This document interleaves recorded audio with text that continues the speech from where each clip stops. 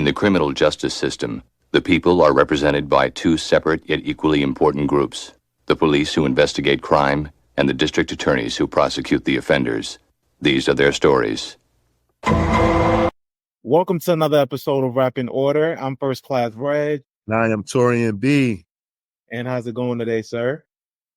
It's going good, man. It's going good. I had a regular day today. But you know, some interesting things have happened over the past couple of days. Former President Donald Trump got shot at. He didn't get shot, but he got shot at. Mm-hmm. Unfortunately, a man lost his life and another woman is in critical condition. But yeah, that was crazy because I was in Baltimore over the weekend visiting our friend Courtney with Danny Aviles. Shout out to Court. Yeah. I went to Baltimore. You know, the Yankees. You know, we went to the Orioles game on that Friday. Mm-hmm. The Yankees played the Orioles. We beat them, and then we got into a fight with them at the end of the game. So that was cool. Yeah, man. Oh yeah. Actually, yeah, I did. Yeah, and we didn't sweep the series, but we won the series. We won 2-1 for the series for the weekend. So that was good. And then, you know, Saturday, hung out with Court, you know, barbecued and stuff like that. We get to his family's crib, and we saw the thing with Trump. But as the more stuff came out, I want to say this: I do not think that it was staged. I don't think so either. But what I also say is I don't think that Trump was shot either. I think like some glass ricocheted, because you think about it, if that bullet did like touch his skin or touch his face, it would have took all that shit with it, even if it was a graze.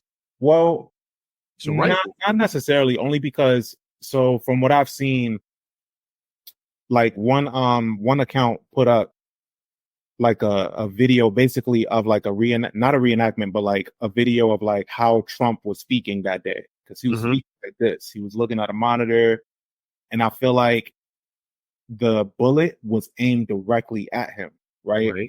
And they caught him in his cadence. So right when he turned, I really do feel like he was grazed. And I think people are underestimating. They're calling it stage because they're like leaning into the fact that Trump is such it might look staged because they're leaning into the fact that he's such a great marketer, right? Because I don't think it was staged. Yeah, I don't think it was staged, but a lot of people do. But right after it happened, he went into this. We got to fight. And he knew that moment would be big. Like, he knew, like, whatever just happened, I got to lean into this shit. Right. So I don't think that, I don't think it was staged. I just think that the bullet, like, never caught him. Like, it was like some, like, ricochet and the glass just cut his ear. Right. He went golfing. Like, I don't know. I'm like a grazed bullet. Like, you like leaking like, pretty bad, but yeah, it is what it is. Like, you know, feels like he's probably going to win this thing now. So that's how I see that. But, I think that's what's going to happen. I think that's kind of just a given. You know, they just said Biden got COVID. I just saw that report. Yeah, man, I don't know what's happening, but we are cooked. Yeah. I have no motivation to vote in November, but I'm still gonna get out there and vote. Yeah, still get out there and vote. So that's going on. Let's see what else. So Amber Rose completely sold out. Yeah. She spoke at one of Trump's rallies. How much do you think she got paid? $2 million. I think it was something more than that. More than $2 million to speak. I don't know about that. I think she got paid probably $5 million, because she threw all her morals out the window.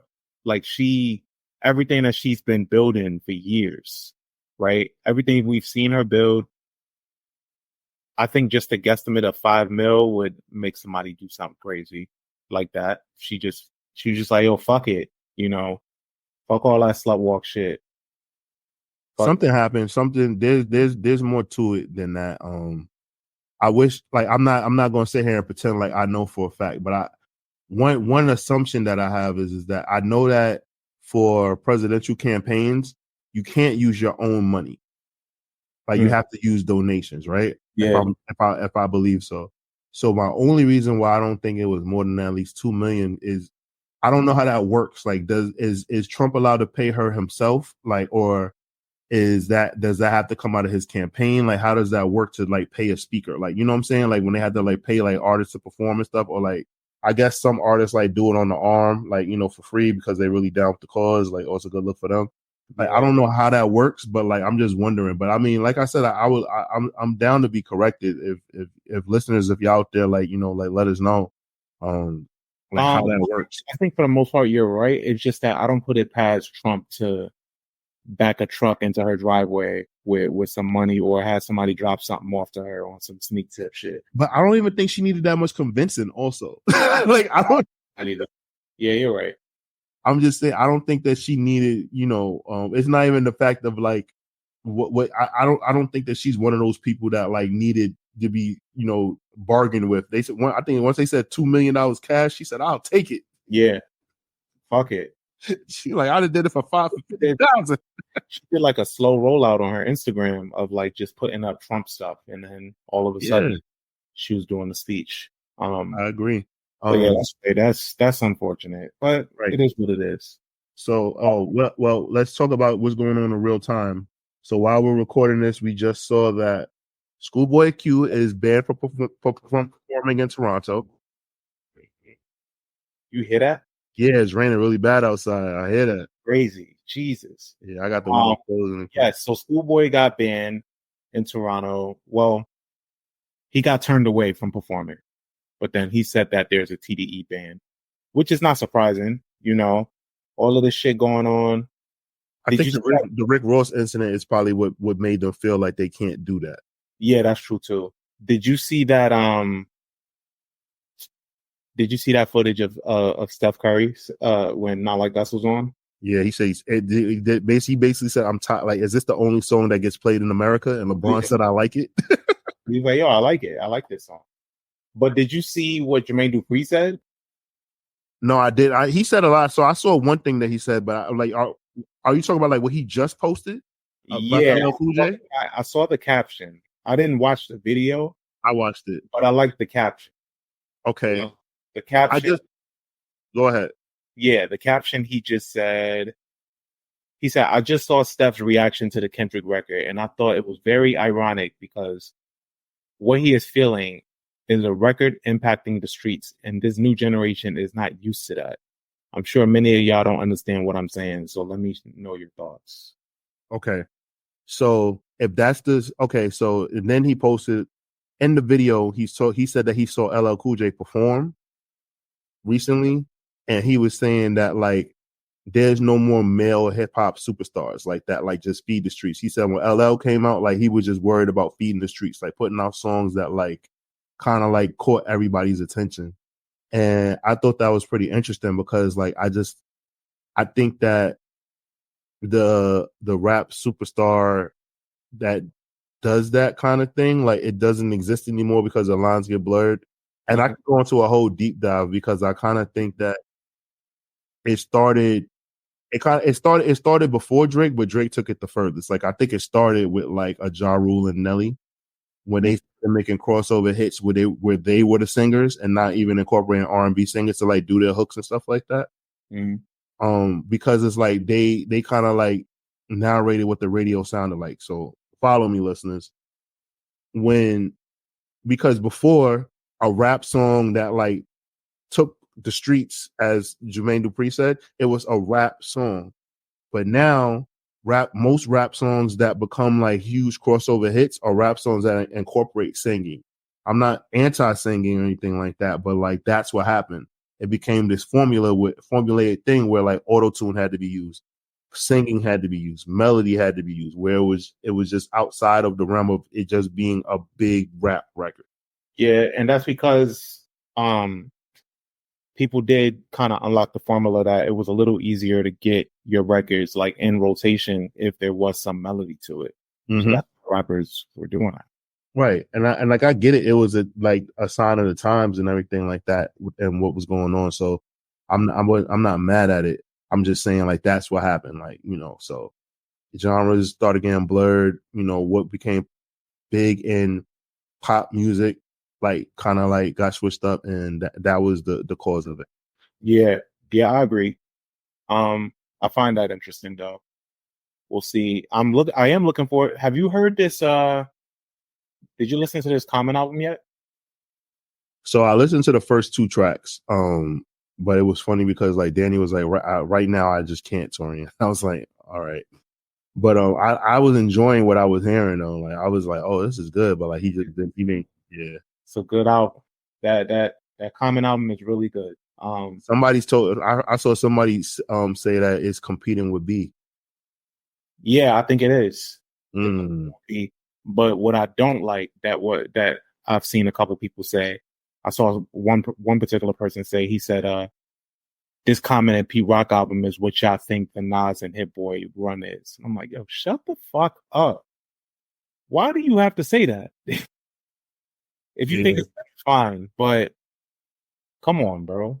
I think some people just be wanting to like just like get their opinions off, because it's like I don't even understand like the the comparison is completely. That's crazy. Find a way to say just some dumb shit all the time. It's crazy. Yeah. But like Common, but like, yo, you talking about Nas? Like what? Like what? Like yeah. But it is a solid project. So when you check it out, I want to hear your thoughts. What else? What else do we need to tap? Oh, Big Sean's album got leaked. Oh yeah. Big Sean's album leaked. Because of stan culture, I guess. He did an on the radar freestyle.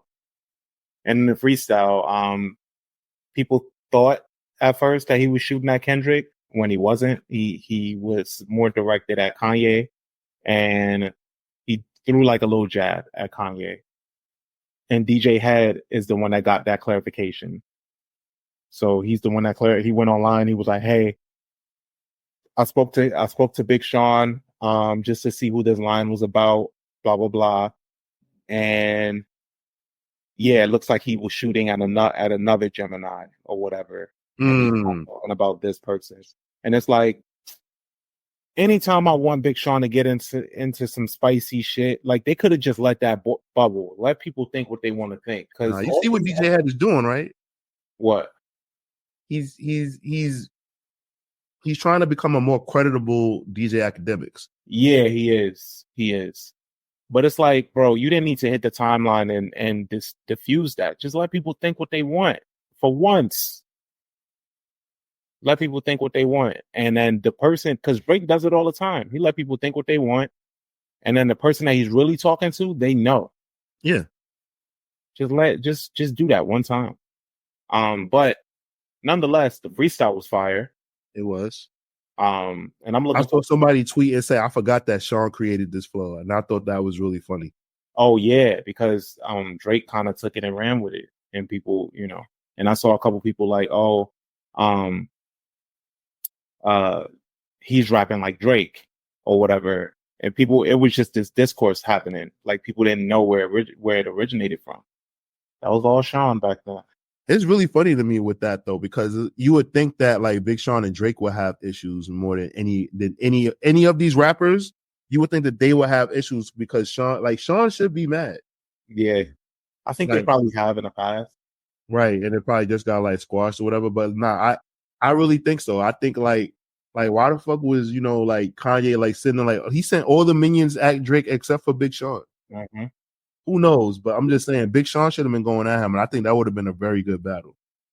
I think so too. That would have been excellent. I think that actually would have been a more what is the word fair fight? I guess like more even fight in the ring. Yeah, because like their music, like content, girls love like they it's very similar. Mm-hmm. But Sean is very much the J. Cole approach. I don't think he wants to battle.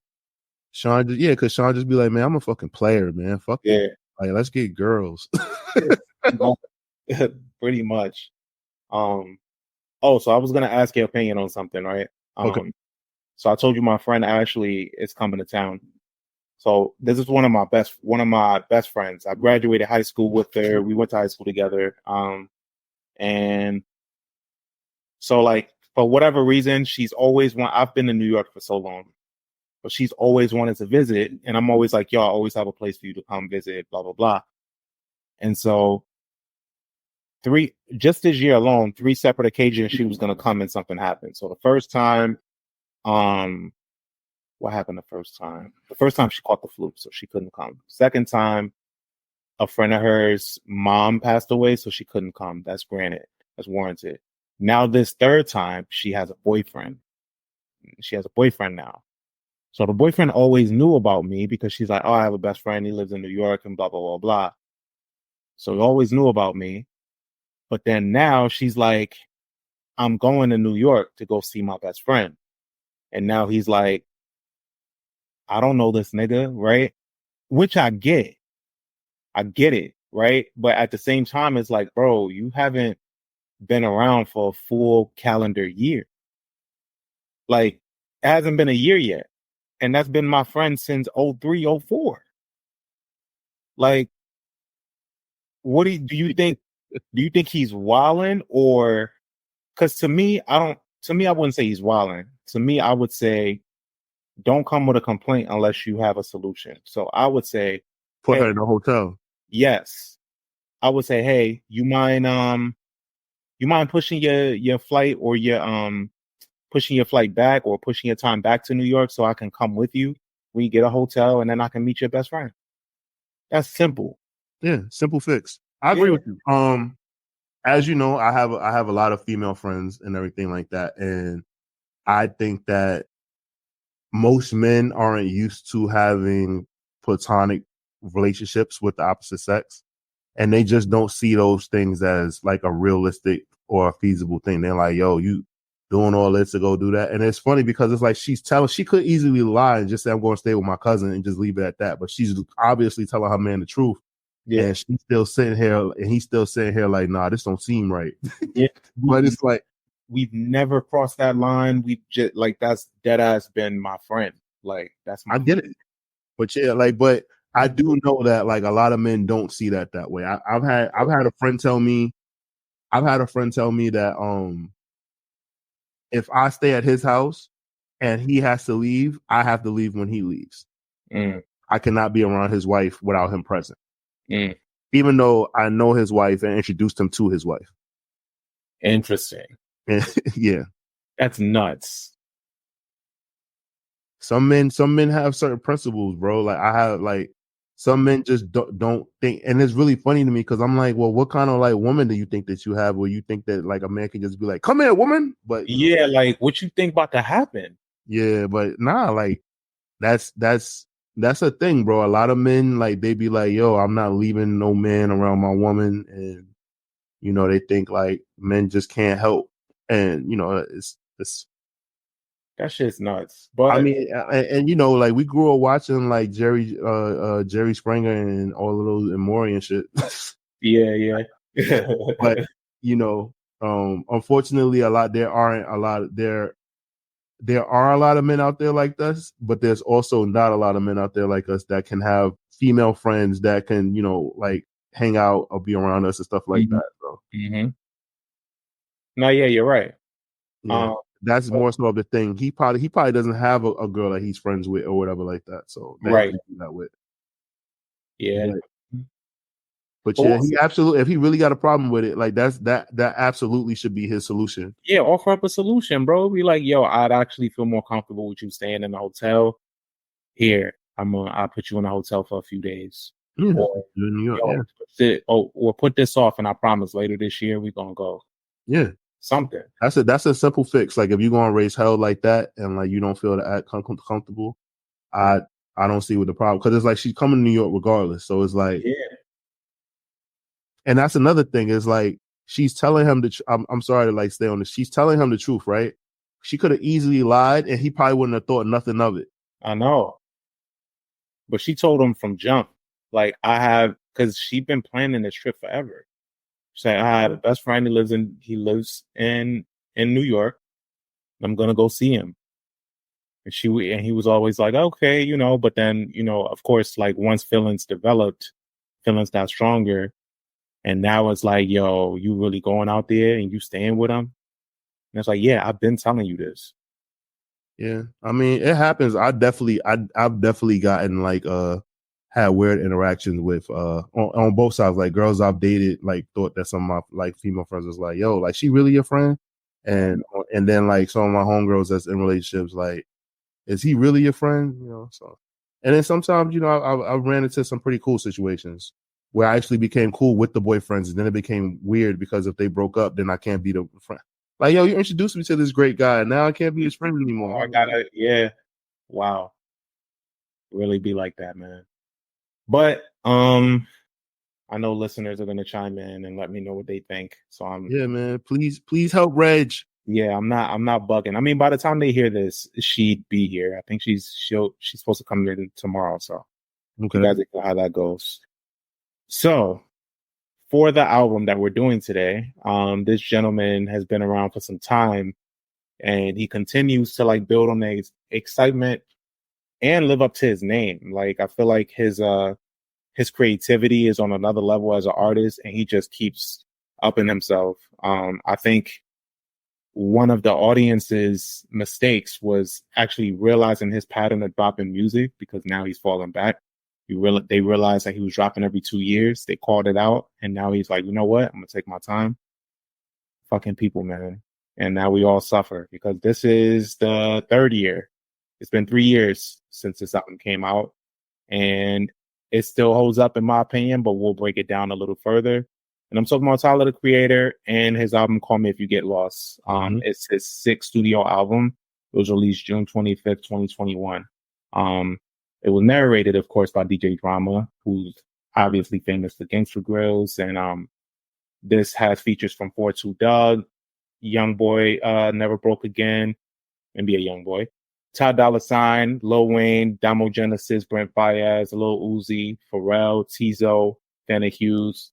Amongst others, you got some production, of course, from Tyler himself, Jay Versace, Jamie XX. And it's just, I think Tyler's goal for this album was to make something that resonated for the summer, right? That served as like a getaway album. And I have really fond memories with this album already. Just from that time frame, it was really instrumental for me. It was like it was that year coming out of like COVID that this album was like there, you know? So it came at like the perfect time of people just starting to inch into going back outside. And then you hear this album that's like an escape album, and it's so luxurious, and it's like, it's big, it's bold, and aesthetically pleasing. I think he went out to prove that he could really rap and do it luxuriously. What were your takes on this album when it dropped? I was completely like blown away by how good this album was. I couldn't stop listening to it. Mind you, like I thought that Igor was like the best thing like smoking that he like put out, right? So I was like fresh off of like really loving that project. And then you know, just getting to like live with the project, and then like remember like Camp Flog Gnaw got canceled because of the pandemic. So like it was just like, you know, not getting to see him perform it until like a year or two later. But then like finally getting to see him perform it also like helped. So like seeing like when he went on tour, and I missed that, but then I got to go to Camp Flog Gnaw, seeing him perform was pretty dope. But it was a breath of fresh air to hear that, and like and knowing that like everything is like coming to fruition, like the child of the Neptunes has finally like arrived and like is like doing all these great things. I think that's perfectly said. I think when you listen to this album, Tyler's very much influenced by 2006 Pharrell. Like that's what this is. Like Pharrell had a Gangsta Grills himself back when In My Mind dropped. Yep. And he had a lot of this type of style. And obviously Tyler's a better rapper than Pharrell. But he took a lot of his influence and inspiration like from that album, and it's so apparent with this release. Like he He leaned more into instrumentation. He leaned more into rapping. It's like the sequel to everything that Pharrell did back then. Like Pharrell, That's really good assessment. yeah, like Pharrell's amazing. Like, but I think it comes so naturally for Pharrell, and I think Tyler, as a student, studied all of that shit that Pharrell was doing, and he found ways to like make it better for him, like to excel. Yeah, and like when you see, and this is not saying that he's better than Pharrell, but just like I think he took what Pharrell was making that just came so natural, and he was just in the corner studying it, kind of like obviously Jordan is technically skilled and he worked at it, but Kobe studied. Yeah, nah, I get exactly what you're saying. Yeah. Jordan was, and Jordan worked at his craft and worked hard, but like Jordan was the alpha. Like he, you know what I'm saying? Like he was the beginning, the genesis. I mean, like yeah. like Kobe like came in and like had to like work a little harder. Like Jordan had really big hands. Like Jordan kind of had like a lot of things that like made it easier for him to do like the crazy, like the unbelievable stuff that we saw him do, like his dunks. Cause he like, if you can palm a ball, there's a lot more that you can do in basketball than dudes that can't. Kobe's hands aren't that big, and aren't as big as Jordan. So he really did have to like work and figure out the spin of the ball and do all that shit. Jordan didn't have to think about stuff like that. Like he just was, good. Like all right, I can't jump high anymore. Let me start backing dudes down and like work on this shot. Like whereas Kobe had to like really like work and like figure things out. So I get what you're saying. Because they said that there was a book that Pharrell told him to read, and they said that Tyler like read the book front to back, like and like remember like chapters and stuff like that. Yeah. I forgot what book it was. Like I forgot what it was, but it was a book that he read, and like he just focused because like he said that which project was it that people he said he felt that like he realized like people didn't take him seriously, and he wanted to. I definitely know it was before. Was it before or after Cherry Bomb? It wasn't Cherry Bomb? It was either before or after Cherry Bomb, but basically, like, I think he was told that, like, people don't take him seriously. Oh, yeah. He said, I'm not going to joke for, like, a year. Yeah. I'm just going to lock in, study my instruments and everything like that. And he just locked in for a year to kind of rid himself of that shit. He's like, I'm still funny, I'm still silly, whatever, but music is first. Right. Which is dope. So yeah, like I think he locked in, and I mean it worked. Like, thank you to whoever is the person that told him that he needs to grow the fuck up. He took heed. But yeah, this album has a bunch of different elements. Obviously, there's hip hop, there's pop on here, there's some jazz elements, there's even reggae, like as some samples. So when you the first single was Lumberjack. Love the video. And What's Your Name? And I love the teases that he was doing for the music. Yeah, I wanted you to talk about that. So yeah, like talk about the promos and shit like that, like him and like making out with the girl and shit like that. Like that was really funny to me because I was just like, yo, like why did he seem like it seemed like Napoleon Dynamite, like like it was just weird, like all of these like weird scenes and shit, and it's like, yo, not like. And then after I listen to the album, I'm like, oh, like that's his man's girl. Yeah, that's and yeah, everything is a story. I think, and I can't wait. I think the next thing on his docket is probably doing the score for a film or writing a film because he's been doing like little. He did the Grinch soundtrack, the cartoon version of the Grinch soundtrack. He's been doing little shorts. Like he did a short for Converse because he has a deal with them. He did like this short with them. Damn, I forget her name, but I think it's Mara Brock Hill. I think that's her name. But she is the writer of Girlfriends, and he had her star in the short that he did, which was really cool. It was for like I think it was for Lacoste. Okay, that's for Lacoste, yeah. But like yeah, all his shit aesthetically. He knows his sound and he knows his look. And I think this really, like with Igor, he was more, it was a theme to it. And he had the wig and all of that shit, the aesthetics was there. But then this, he really, really was like, yeah, no, but I rap. Yeah. Fucking rap. And y'all must have forgot. Y'all keep acting like y'all don't know. and he definitely put motherfuckers on notice. And it's frustrating. You wanna know what's frustrating is that like he still really like he still doesn't get mentioned until like, you know, that one person like brings him up, like me and you. But like I still like I wonder what the fuck he would have to do. Like I wonder, is it because like he's so talented at so many different things that it doesn't get mentioned that like he is like one of the best rappers? Like I wonder like what's it gonna take? Yeah. I think well, maybe that'll never come, but like it's just weird. Like he gets recognized as a top artist, but like I would like for people to start bringing him up as, and maybe it's because like his, you know, is like he's not like a super double entendre guy or anything like that. Like he just kind of like just gets straightforward with his raps. Maybe it's that, I don't know, but nah, that can't be. I put him up there with those guys, man, with the names. I'm not going to name the name, but I put him up there with the names. The names, the people know the names you're referring to. Yeah, I put him up there with those. I think that's not far off. I think he was there for that whole era. Yeah, that's what I'm saying. You know, that's all I'm saying. Yeah, and he's from one of the greatest rap groups of all time. We can call them that. Yeah, because of what they spilled into and what they've been able to do with their name. Right. I think they get that label not for the music that they put out, but like the amount of talent that come out of that crew. Yeah, it's pretty ridiculous how much talent they got that came out of that shit. Right. It's crazy. So where you want to start? What song? Well the kickoff. Okay. The sun beaming. That fucking man. That beat is so crazy to me. It's crazy. I thought it was crazy that they didn't mention DJ Drama's name at all, but it still worked. Yeah, like because as soon as everybody was like, "Yo, DJ Drama's on the album," like it's like the word spread immediately. You know his name.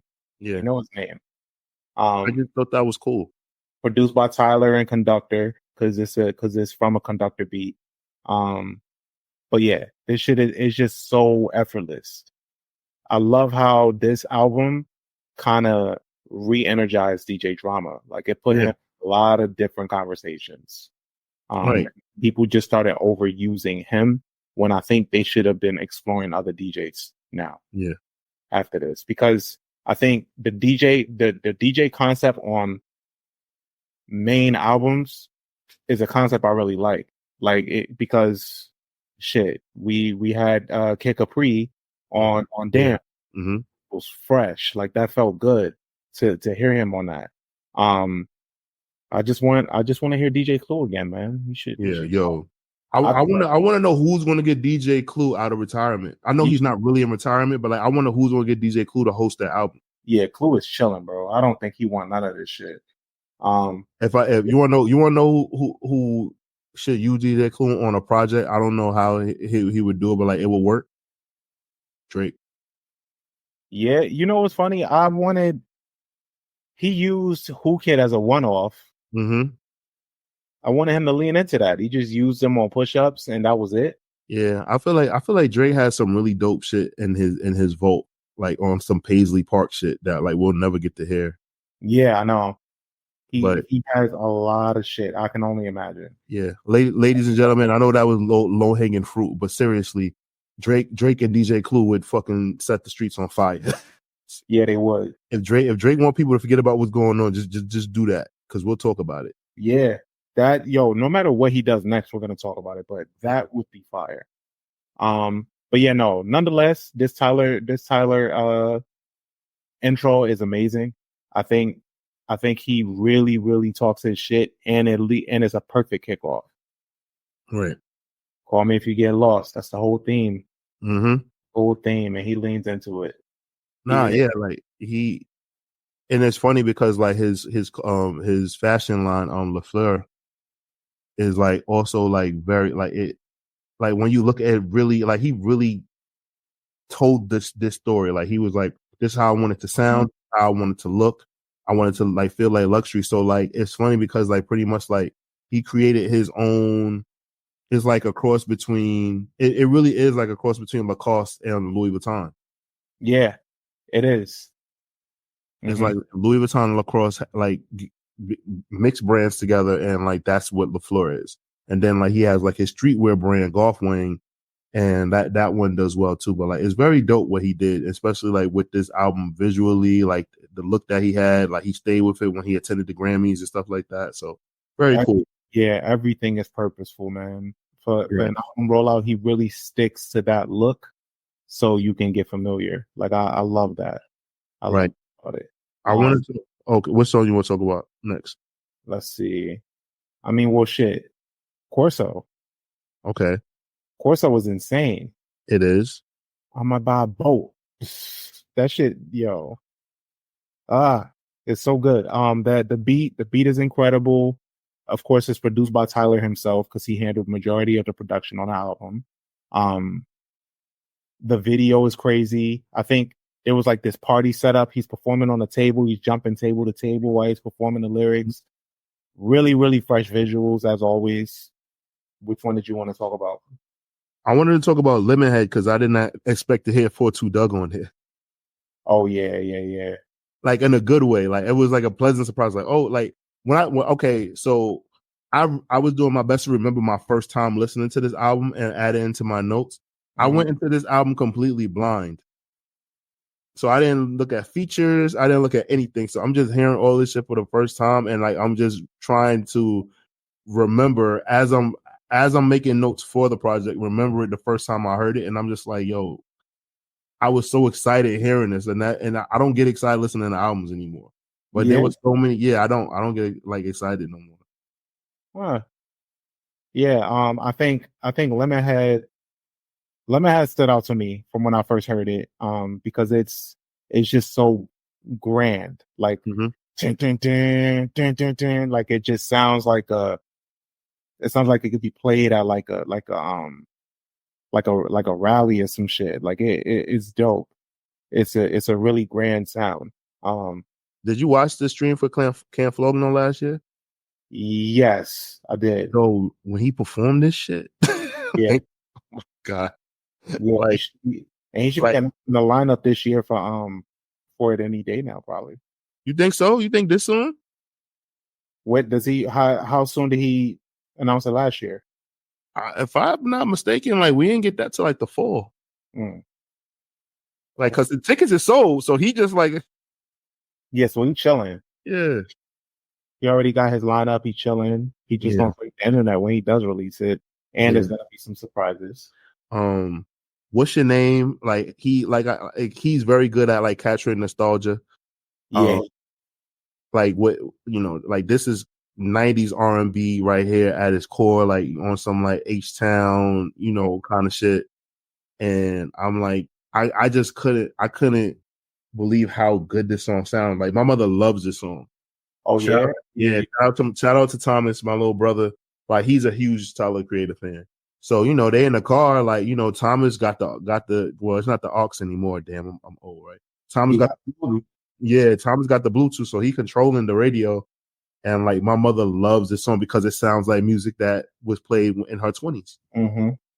Like, and she was like, this is perfect. Like he really captured my era. And I'm like, yeah, he did. Yeah. And then having 𝘊𝘭𝘭 on here. Right. Of all people. Yeah. Never heard him like this. That's what I'm saying. Like he hears the other things that other people don't. And I really think that he takes the approach that Pharrell does and like gives them the whole layout of like what he's trying to do. Like, listen, like I need you to like the song's going to do this and then it's going to set this up, but I just need you to come in on this kind of shit. And like, this is the hook. Like, I feel like he just gives them everything and just, it works out perfectly. Like, yo, I just need your voice. Just bring your voice to this. And I think the same thing is kind of the layout that he gives with Wayne because he's like three or four features in with Wayne now, and they all are amazing. Yeah. He just knows how to, I think he knows how to sell beats and ideas to Wayne because that's all he needs.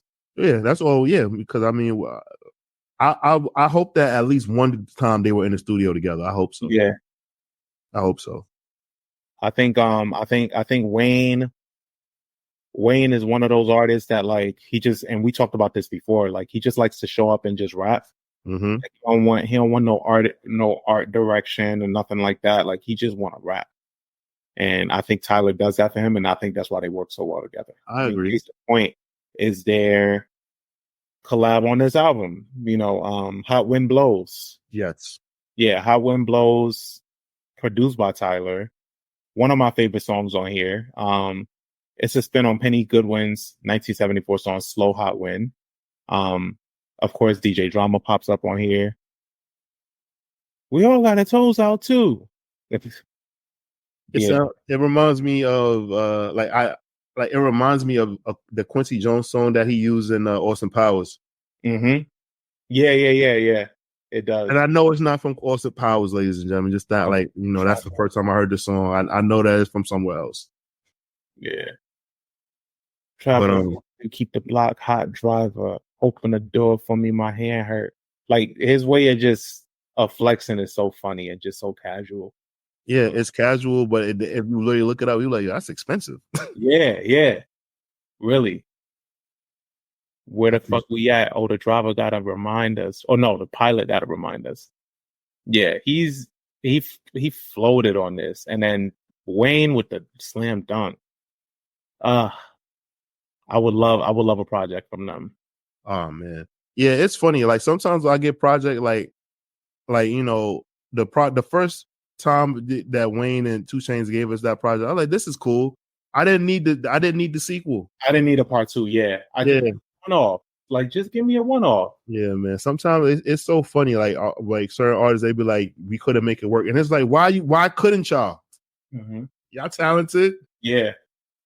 Or they be like, oh, they can't even lie and be like, oh, it's schedules anymore because shit, y'all niggas email everything that all the time. Yeah, email everything. Motherfuckers is making songs in jail, man. I don't want to hear this shit. Like, real.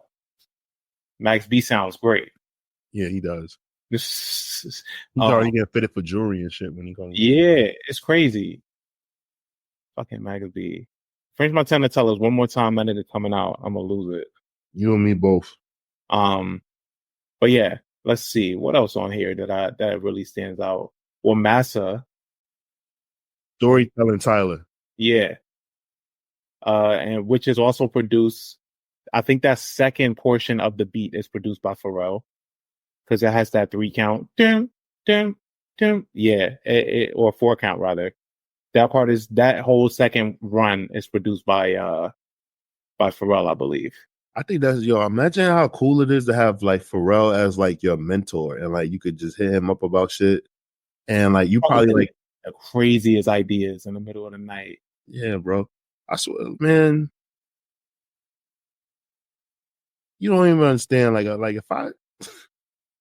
if I could just randomly just like be able to just like get up at any time and just like call like Jay-Z with my ideas and shit and like he actually give a fuck. Oh my God. Yeah.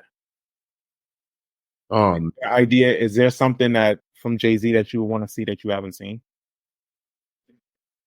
Or that you want to see again that he doesn't do? The things that so Jay-Z's really in a cigar and in the wine. So like it wouldn't be musically, truthfully. It would be kind of more like lifestyle stuff. I think a lot of the lifestyle things that he tries to like push forward, like I think that like he does really cool, like all right, like champagne, cognac and stuff like that. Like, yo, my nigga, put a wine out, man. Like he's he's really into wine. Like he has like a very impressive like wine collection. I would love to see like what kind of red wines he would put out. And I also would love to see like the kind of like he had like a cigar that he designed with _Q_Ħ, and I smoked it a few times. But I would like to see like if he started his own like cigar company and stuff like that, like because he loves cigars. Yeah, that's like something, or like see like what he would do like with like a car, like if he was able to design like his own luxury car for like Mercedes or something like that, because like cars have been like such a huge part of his musical journey and career. Yeah, they have. And from like the Lexus to like the old school cars that he drives now. Yeah. Like, and talk to him about that. Like talk to him about like the process of doing that. Like I know like most people be like, oh, I would talk about what music that I want, but it's just like you know, I don't even. I think that he's very bored with music. I kind of like would want to just like talk to him about like, yo, like what kind of notes, or like taste like would you put in like the wine? Because like in red wine, like there's so many different things that like go into it. Like people putting like tree bark or fucking like cherries, or you know what I'm saying, like using like different kinds of grapes and shit. So just talk about that and like understanding like why he wants to do that. This man's traveled all over the world, had different like taste of like every fucking brand you could think of. Just knowing that, like talking to him. Yeah, I get it. That's what I want to create with Hove. I wonder is it Monogram, his the weed still out here? I'm pretty sure it is, but I believe it's really hard to get. Like I know in California there's certain dispensaries that carry it. Not every like dispensary. I know in California and Vegas I've seen it when I went out there and I went to a dispensary with Sarah. And I remember that one year for my birthday, Sarah actually got it for me because you know I'm a fucking Hove stan. So I was like, oh, I gotta smoke Jay-Z's weed. Yeah, I'm high as a kite. Yeah. I remember y'all saying how smooth it was. So yeah, it was a smooth smoke. It wasn't harsh. Okay. I knew that much. I was like, okay, this I can smoke this. Yeah. But I don't hear much about it anymore. I remember at one point they did like Nori was in the promo. I think something Nori did something, like all the weed smokers that's affiliated with Hove did something for it. But yeah, I haven't heard much about it since.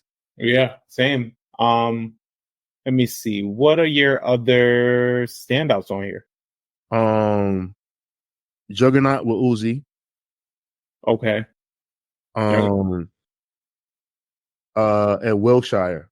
It's a dirty Mac and ass song, but I really enjoyed it. It is a dirty Mac and ass song. But yeah, those are good. I think my other ones are Sweet. I Thought You Wanted to Dance. It's just so smooth and beautiful, and it's like the song is almost 10 minutes long. You got vocals from Brent Faiyaz. You got Vanna Hughes on here. She sounds lovely. That whole second half where it switches to reggae and it has this sample from Phil. I think it's from Phil Cylinder. I think it is. Okay. Which is fucking beautiful the way that I didn't anticipate to hear him going to his reggae bag. Yeah, that shit is perfect. Let me see if I could bring up some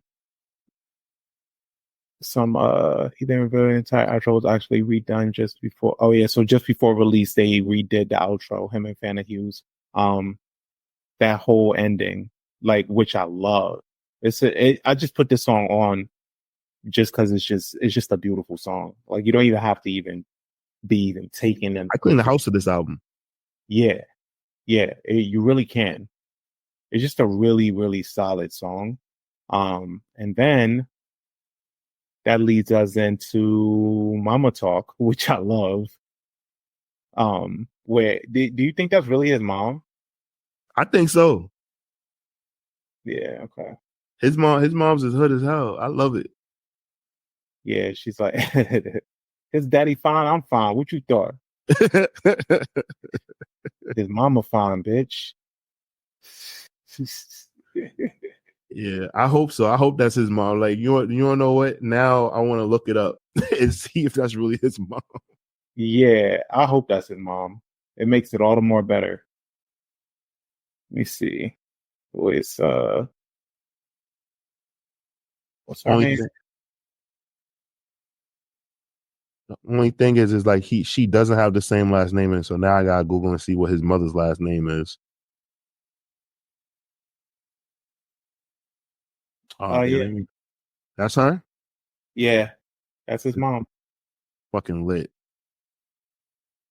Yeah. Yeah, I can't pronounce his last name. I know his. I think his last name is Native American. Yeah. Is it Okma? Something. You know. I'm terrible with pronouncing shit. I'm not even going to butcher that man's last name like that. Okunma, I think. But yeah, that's his mom. That's hilarious. I'm glad that's actually his mom and not some actor or some shit. Oh, and then Rise. Rise is a really good song that comes right after. And that's doing the influence right here. Huh? That's a Neptune's influence track. Right, it is, and it's produced by Jamie XX and Tyler.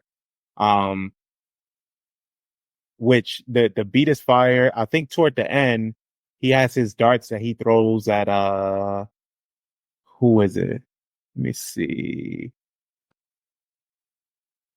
He has like a part where he throws at one of the ASAP members for like some stupid beef that they had about who's dressing like who or some shit. It's like, Ain't that Bari? Was it Bari? I think it or was Nast. I think it was Bari. Probably was Bari. Like, I mean, Nas talks about fashion a lot too, but it had to be Bari. Bari definitely takes like the fashion shit like very, very seriously. Yeah. Bari beef. Yep. That was the beef. But yeah, it's stupid ass beef. I hope they get over it. Niggas is out here trying to do way better than what this moment is. Yeah, just bullshit arguments. You know? Yeah. So that was Rise. Blessed is just feels good to hear. Put the bike track on Zipline, girlfriend doing amazing. I'm healthy, my skin glowing, my friend's healthy. Like every time I hear it and you hear the instrumental in the background, he just sounds just in bliss. Yeah, I think Tyler should like become like he should replace Morgan Freeman as the voice. Oh yeah. Yeah, just make him the voice for everything. Yeah, man. Tyler's good, man. He just knows. He knows what fits where on these albums. This Agreed. is a breaking point. Agreed. Yeah. He definitely lives up to his name, the creator. I think that he always had like a master plan for things, and I think as he got older, it got even better with like his taste in music and like how he wants to approach things. So I appreciate that young man. Mm-hmm. And then yeah, of course you already pointed out Juggernaut. Mm-hmm. Yeah. Yeah, man, the Dirty Mac anthem right there. Yeah, this is and Uzi. What do you think? Do you think Uzi has reached his ceiling? What do you think is next for him? I was thinking about that recently. You wanna know what's funny? Uzi should make a rap album. Yeah.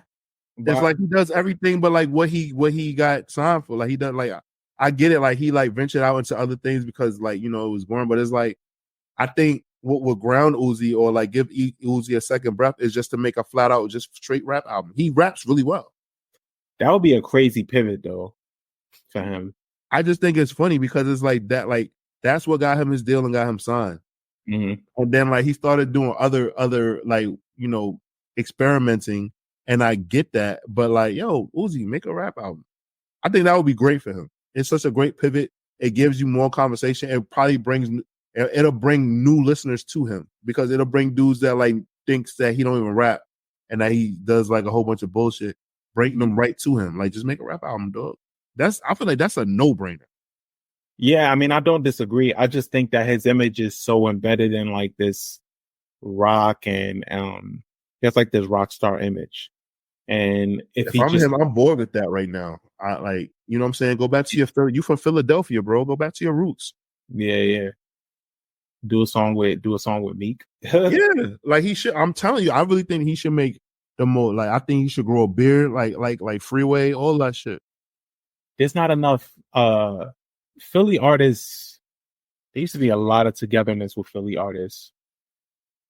Well, you know, I don't know if you be falling wormholes on YouTube like I do, but them dudes was all jealous of each other, man. Like they good now because they're older, but like Oskino talks about it a lot. Like the dudes from Major Figures, Gilly, like a lot of those dudes, like they got put together because dudes was going down to Philly and just rounding up the best rappers and bringing them to New York. They were sticking together because they was from Philly, but it just came off like that. Like, yeah, we're gonna make you a group. So you had what Major Figures and State Property, and then you find out like a lot of these dudes that was in this group, they wasn't even friends. Yeah, they were just gangsta ass boy bands.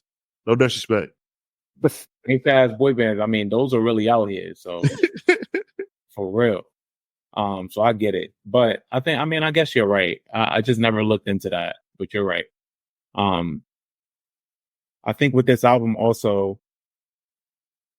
oh yeah, you already pointed out 𝘊𝘭𝘭, and then it kind of, when it ends off with Safari, what do you think about that ending?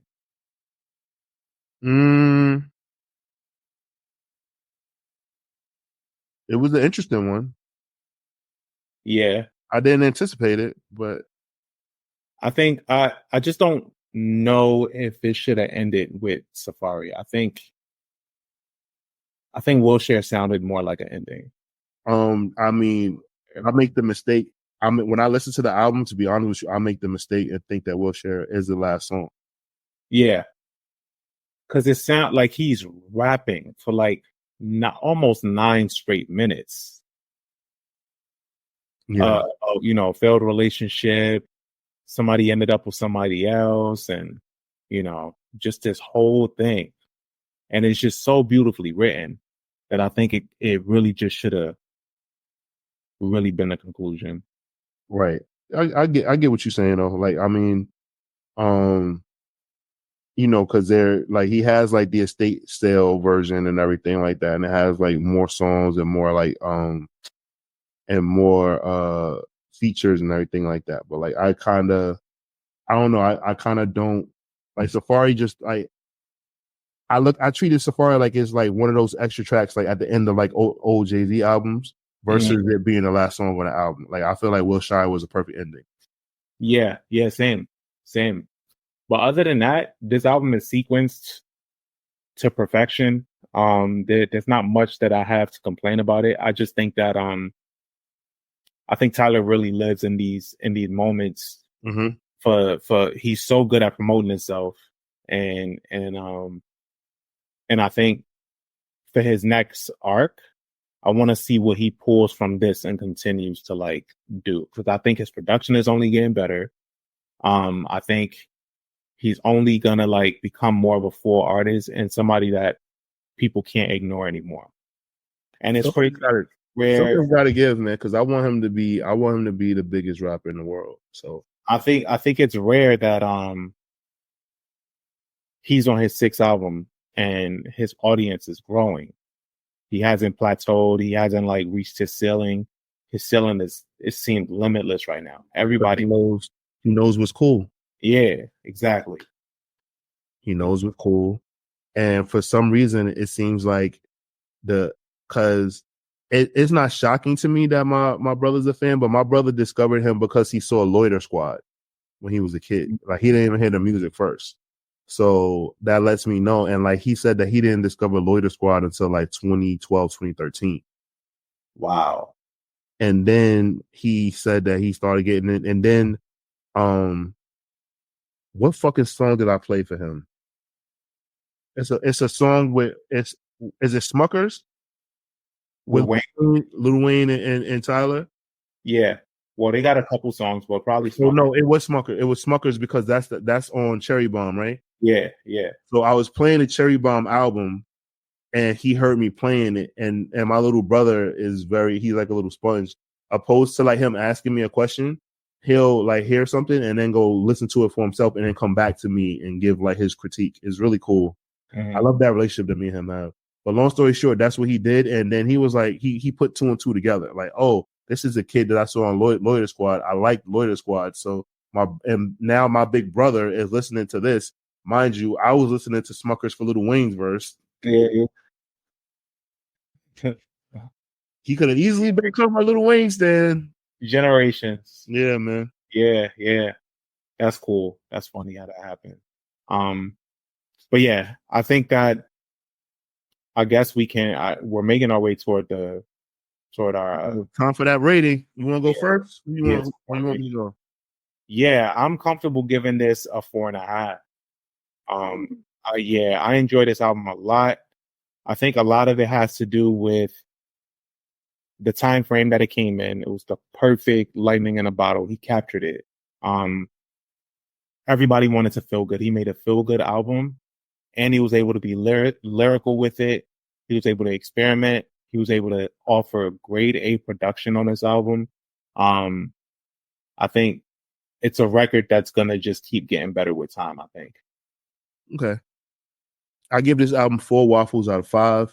I don't think that he's made his perfect album yet, but I definitely enjoy this album very much. I still listen to this album. I have it on vinyl. I still listen to it regularly. I actually need to get the deluxe version because I have the original version, so I need to get. Oh yeah. But I'm giving it a 4 because even though like it has no skips, I still feel like he left a lot on the cutting room floor. And yeah, and then also like I'll say this. I think that when Tyler makes like his classic perfect album, it will be like the #1 song in the country, the #1 album in the like it's all going to hit. Like it's all going to happen. And maybe this next project that we get is going to be that. But I feel like this project it had like if you're a Tyler fan, like it's special, but like I'm talking about the next project that his next project is going to be the project where like people that aren't fans of his are talking about him. And I think that's cool. But like with this project, I'm like, this is the best of like what he could do so far, but he still has more to go. And I think that's what he's inching toward. I think and intentionally, he's intentionally inching toward growing his audience with these festivals that he does every year. His campaigns, everything that he's a part of is all authentic. It doesn't feel like he's just trying to do it just because he can get some money. Like it's all connected to him. Yes, sir. So he's only gonna keep going up, man. And I'm excited to see what he does next. So like we're on the brink of, with his festival coming in November. Yep. It's only a matter of time because I wouldn't imagine that he's gonna perform Call Me If You Get Lost again on this tour. I mean, he might. I mean, it's funny because it's like he might do a set, he might not. Yeah, because because you got to think at one point he was doing it every year and he was putting out projects every 2 years. But I mean, I hope that we do get a project from him. But I mean, he hasn't dropped it yet, so we'll see. I mean, he still got time. We still got but we'll see. I'm just curious to see what the lineup is going to be. Since it's the 10-year anniversary. I feel like it's only right that all of our future gets on that stage and performs oldie. So, that'll be fire. I wouldn't be surprised if they don't remember those words. So it's a long. It's a really long song. It is.